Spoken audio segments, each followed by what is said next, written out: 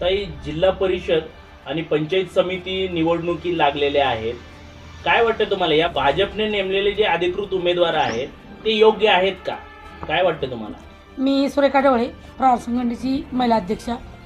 खऱ्या अर्थानं आता जिल्हा परिषद आणि पंचायत समिती 2026साठी निवडणुका जाहीर झालेल्या आहेत आणि या भागामध्ये भाजपच्या दिव्य गराडे गटातून सौ दिव्या गंगाराम जगदाळेताई या उमेदवार म्हणून उभे आहेत आणि पंचायत समितीसाठी सौ ललिता दिलीप कटके या दोघी अधिकृत उमेदवार आहेत. खऱ्या अर्थानं गेल्या पंचवार्षिकमध्ये आपण पाहिलं की या निवडणुकीच्या काळामध्ये जे उमेदवारांना आम्ही निवडून दिलं त्या शिवसेनेच्या उमेदवार होत्या, त्या उमेदवार आमच्या गावाला साधा एक दिवससुद्धा येऊ शकले नाही. त्या फक्त दोनदा, एकदा मैतीला आणि एकदा धावेला आले.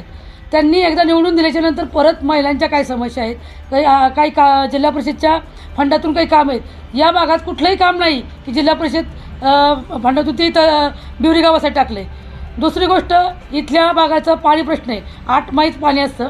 8 माही पाण्याच्या नंतर आमच्याकडे 4 महिने खूप पाण्याची बिकट परिस्थिती असते. वाड्या वस्त्यांना पाणी द्यायचं म्हणलं तर कधी कधी 2-2 दिवस पाणी येत नाही. त्यासाठी लाईटचा प्रश्न असतो, व्होल्टेजचा प्रश्न. लाईट आता तुम्ही पाहिले की लाईटची आता बिलं खूप महागलेली आहेत. त्याच्यानंतर आरोग्याच्या समस्या आहेत की महिलांना पाहिजे असं आरोग्य उपलब्ध. सामान्य उपजिल्हा रुग्णालय आहेत या गराडे गावामध्ये. उपजिल्हा रुग्णालय 2 आहेत, गराड्याला आहे, बिवरीमध्ये. तिथं साधं औषधाची गोळीसुद्धा मोफत नाही. सरकारी हॉस्पिटल फक्त म्हणायला आहे का, तिथं कुठले इंजेक्शन मिळत नाही. मग ह्या औषधं गोळ्यासाठीच जर त्यांना वन हिंडायला लागतं आणि ते मग सर्वसामान्यांसाठी काय, सर्वसामान्यांचा विकास काय होणार आहे? इथल्या महिला आहेत, विधवा महिला आहेत, दिव्यांग महिला आहेत, त्याचप्रमाणे शेतकरी वर्ग आहे, हा खूप भयभीत झालेला आहे. आणि खऱ्या अर्थाने यांच्या न्याय हक्कासाठी लढण्यासाठी या भाजप पक्षातर्फे जे अधिकृत उमेदवार उभे केलेले आहेत याच्यामध्ये माननीय आमदार संजयजी जगताप सर आहेत, गंगारामदादा जगदाळे आहेत, शेखरजी वडणे आहेत, बाबाराजे जाधवराव आहेत, त्याचप्रमाणे अशोकराव टेकवडे आहेत आणि या तालुक्याचा BJP संदीप कटके यांच्या मार्गदर्शनाखाली ही निवडणूक लढली जाते. मग आम्ही यांच्याबरोबर का, आम्ही प्रहार संघटना म्हणून यांच्याबरोबर का जातो आहे? त्याचं ज्यावेळी सर्वसामान्यांच्या न्याय हक्कासाठी लढायचं असतं त्यावेळेस आम्ही प्रहार संघटनेने फक्त आंदोलन करायची का, रस्त्यावर उतरायची का? या भागामध्ये रिंग रोड गेलेला आहे. रिंग रोडमध्ये या भागामध्ये तुम्ही सांगताय की तालुक्यामध्ये की रस्ते, गुंजवणी पाणी, विमानतळ याच्यामुळं आमच्या या भागामध्ये पुण्याच्या जवळच आहे आणि याच्यामुळे या गावचा विकास झपाट्याने होत आहे. परंतु जितक्या झपाट्याने विकास होत आहे तितक्या झपाट्याने लोकांच्या जमिनी मोठमोठे गुंड बळकवण्याच्या प्रयत्नात आहेत. उदाहरणार्थ मी माझ्या घरातलंच देते. माझ्या घरामध्ये ज्या आत्ता विरोधी पक्षामध्ये बाकावर बसलेले उमेदवार आहेत त्यांच्या घरातल्या व्यक्तींनी माझ्या बहिणींची जमीन फुकटामध्ये एकूण घेतली आणि डायरेक्ट सीला दिली. म्हणजे याची जमीन असताना सीला जा गेली कशी? जमीन तर घेणारा बी आहे. मग याच्यामध्ये तुम्ही अशा गोरगरीब महिलांच्या जमिनी लाटणार, त्यांचा पैसा नाही देणार. त्याचप्रमाणे आज विधवांची खूप मोठी फसवणूक होते. जिचा पती गेल्यावर तिला काय समस्या असतात, कधी त्याच्यासाठी तुम्ही रस्त्यावर उतरले नाहीत. आणि आज पाहिलं मी या भागाचा प्रभाग माननीय माजी मंत्री दादाराव असताना हा बालकिल्ला ज्यांच्या नावाने ओळखला जातो की BJPचा बालकिल्ला म्हणून ओळखला जातो. एक रस्ते आहेत अंतर्गतले, गावागावाला जोडणारे रस्ते आहेत. तुम्ही आता पाहिलं की ग्रँड टूर कालच सायकल रॅली इथून गेली, त्याच्यामुळे खूप मोठा निधी आत्ता पडलेला आहे या तालुक्याला. नाही तर आमच्या खड्ड्यातून आम्हाला साधी गाडी चालवणं, माणसाला, सर्वसामान्य माणसाला रस्त्यावरून चालता येत नव्हतं. आता कुठंतरी अंतर्गतले रस्ते बाकी आहेत. पाण्याचा प्रश्न खूप बिकट आहे, त्यामुळे लाईटचं होल्डिंग आहे. 4 महिने वाड्या वस्त्यांना पाणी पुरवठा कसा झाला पाहिजे. कचऱ्याचा खूप मोठा गंभीर प्रश्न आहे. कचरा गाडी फक्त गावालाच येते, वाड्या वस्त्यावर जात नाही आहेत. त्याचंही खूप मोठं नियोजन करायचे. संपूर्ण आमचं एकच विजन आहे. आम्ही या उमेदवारांच्या मागे का जातो आहे तर आमचं सांगितलं सरसकट सर्व विद्यार्थ्यांना शिक्षण मोफत मिळालं पाहिजे. आत्ता आपण पाहिलं तर तुम्ही फक्त 10वीपर्यंत मुलींना शिक्षण मोफत देत आहे. मुलगा मुलगी भेदभाव न करता सर्व शिक्षण म्हणजे डिग्रीपर्यंत ग्रॅज्युएशनमध्ये शिक्षण मोफत मिळावं. त्याचप्रमाणे सर्वसामान्य महिलेला ज्यावेळी संकट काही तिला मदत होईल. त्यामुळं जो उमेदवार आमच्या सर्वसामान्यांच्या पाठीशी उभी राहील त्याच्याबरोबर आम्हाला जायचं आहे. त्याचप्रमाणे आरोग्याचा प्रश्न खूप गंभीर आहे. आज पाहिलं तुम्ही 9 महिने सरकार गरोदरपणामध्ये खूप मोठं मानधन देते. ते मानधन त्या महिलेपर्यंत पोचतं आहे का? आज हॉस्पिटल आहेत साधं आपण पाहिलं 5 लाखाचा विमा पॉलिसी आहे. ती 5 लाखाची विमा पॉलिसी कुठल्या हॉस्पिटलला मोफत मिळते हे सर्वसामान्य जनतेला माहीत नाही. आमच्याकडं महिला दक्षता समिती नाही, आमच्या गावात ॲम्ब्युलन्स नाही आहे. हे जर करायचं म्हणलं तर त्याची गाडी करूनच होते. तर ह्या सगळ्या सुविधामध्ये ह्याच्यात बदल हवा आहे. त्याच्यासाठी आम्ही चेहरा मोहरा बदलून देण्यासाठी भाजप पक्षाने दिलेल्या उमेदवारांच्याकडे पाहत आहे. आणि आज त्यांनी आम्हाला आवाहन केलेलं आहे, ह्या भागामध्ये दिव्यांगांची खूप मोठी समस्या आहेत. दिव्यांगांसाठी पुरंदर औद्योगिक सहकार संस्था स्थापन केलेली आहे. त्याच्यासाठी आम्ही जागेची मागणी करून दिवेतील गायरान जागेमध्ये आम्ही नोकरीसाठी म्हणजे एक कंपनी काढण्याचा निर्णय घेतलेला आहे. या कंपनीला कोण दिली आम्हाला मान्यता देणार आहे, तर हे सत्तेत जर जे बसणार आहेत तेच आमच्या पाठीशी उभे राहणार आहेत. जर सत्तेत बसेल तर ते देणार नाहीत. खरं पाहिलं तर तुम्ही आम्ही पाहतो आपण की हा म्हणतो की मी निधी आणला, तो म्हणतो मी निधी आणला. हा निधी कुणी कुणाच्या खिशातून आणत नाही. जो निधी आहे, जो सत्तेत माणूस आहे, सत्तेतून निधी आणण्याची धमक ज्या उमेदवारामध्ये, त्या उमेदवाराला आम्ही निवडून देतो.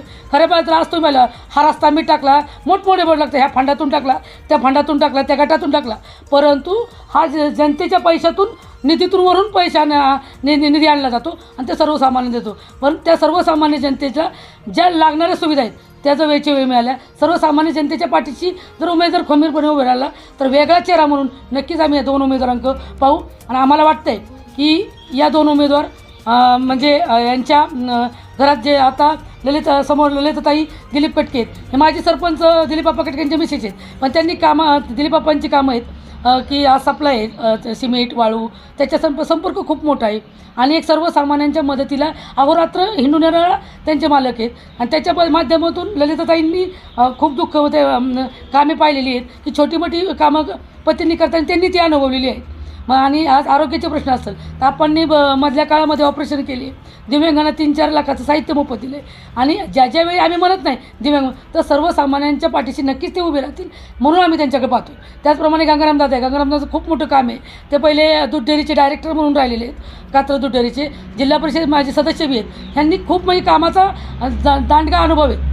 आणि या जाणत्या लोकांच्या मार्गदर्शनाखाली हे दोन उमेदवार उभे आहेत. आणि ह्यांच्याकडून आम्ही सर्व सोयीसुविधा आहेत ह्या नक्की खेचून आणू.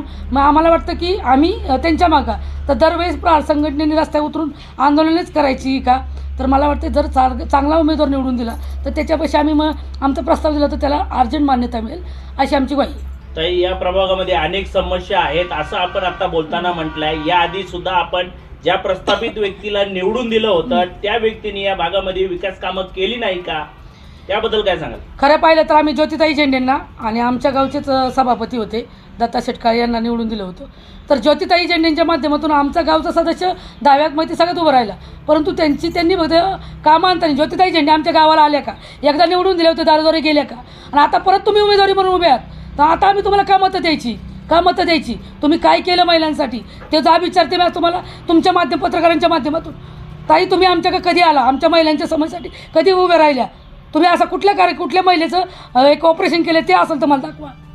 तुम्ही काय कामं केली आमच्या गावात, तरी बाकीचं जाऊ द्या बाबा, आमच्या गावात काय कामं केली त्याचं एक उदाहरण जरी दिलं तर निवडून आल्यावर तुम्ही आमच्या महिलांच्या काला नाही. 5 वर्षांनी तुम्ही फक्त मतापुरते आमच्या घरात येणार का, ह्यांची प्रभावात कामं नाही झालेली. आणि दुसरी पाहिलं तर तुम्ही काय करताय, कामं आणताना तुमचा जो नेतृत्व करा तुमचा आमदार आहे त्याच्या भांड्यातून कामं आणताय आणि त्याचा बोर्ड पाहिला जात आणि त्याच्या खाली तुमचं वैयक्तिक तुम्ही कधी गेलाय का. तसं आताही पाहिलं की ग्रामपंचायतच्या वतीने दिलीपप्पा सरपंच असताना महिलांना बरेच कोर्सेस दिले, मग शिवण क्लासेसचं कोर्स दिलं, त्याला ते किट वाटप केलेलं आहे. ह्या महिलांच्या पाठीशी उभे राहण्याचा एक छोटा हाताला व्यवसाय देण्याचा त्यांनी प्रयत्न केलेला आहे की महिला सर्व समाजाच्या मुख्य प्रवाहात कशी येईल हा केंद्रबिंदू ठेवून ह्या दोन उमेदवारांना आम्ही निवडून द्यायचा प्रयत्न करतो. ताई, आता भाजपने अधिकृत नेमलेले जे उमेदवार आहेत, ज्यामध्ये दिव्याताई गंगाराम जगदाळे असतील, ललिताताई आहेत, मग भाजपने नेमलेले हे 2 उमेदवार योग्य आहे का? हे 2 उमेदवार निवडून आल्यानंतर या प्रभागासाठी विकास कामं करतील का? तुम्हाला काय वाटतं यांच्याबद्दल? नाही, मग एक शाश्वती आहे हे दोन्ही उमेदवार, जे आता दिव्याताई एज्युकेटेड आहेत आणि आज त्या गट शिक्षण अधिकारी कोल्हापूरच्या मीनाताई शेंडकर यांच्या त्या सुनबाई आहे चांबळीच्या, आणि एक शिकलेली व्यक्ती आहे. जिल्हा परिषद बसली तर जिल्हा परिषदची खूप मोठ्या योजना असतात, मग त्या योजना या तळागाळातल्या या भागातल्या दिव्य जनतेपर्यंत पोहोचवली याची निश्चित ग्वाही देते. त्याचप्रमाणे ललिताताई कटके आहेत, ह्या जरी अनुभवाने आज जरी थोड्या कमी असल्या तरी आम्हाला माहिती आहे त्यांच्या पतीच्या माध्यमातून त्याही पुढे जाणार आहेत. त्या पतीला दांडगा अभ्यास आहे याच्यामधला, त्यामुळेच योग्य उमेदवार दिलेत आणि या भागामध्ये त्या निवडून दोन्ही आल्या तरच या भागाचा विकास होणार आहे, अन्यथा विकास होणार नाही. या भागातली जनता त्यांचा स्वीकार करेल का? या भागातली जनता 100%, 10% जनता जरी दुसरी गेली तरी पण 90% जनता मात्र या दोन उमेदवारांच्या पाठीशी खंबीरपणे उभे राहणार आहे. भाजप यावेळेस या भागामध्ये बाजी मारेल का? बाजी मारणार 100% बाजी भाजप मारणारच आहे. आणि या तालुक्याचा चेहरा मोहरा सुद्धा भाजपच बदलणार. कमळ फुलणार, कमळ फुलणार, गुलाल उधळणार, गुलाल उधळणार, गुलाल आम्हीच खेळणार. धन्यवाद. धन्यवाद.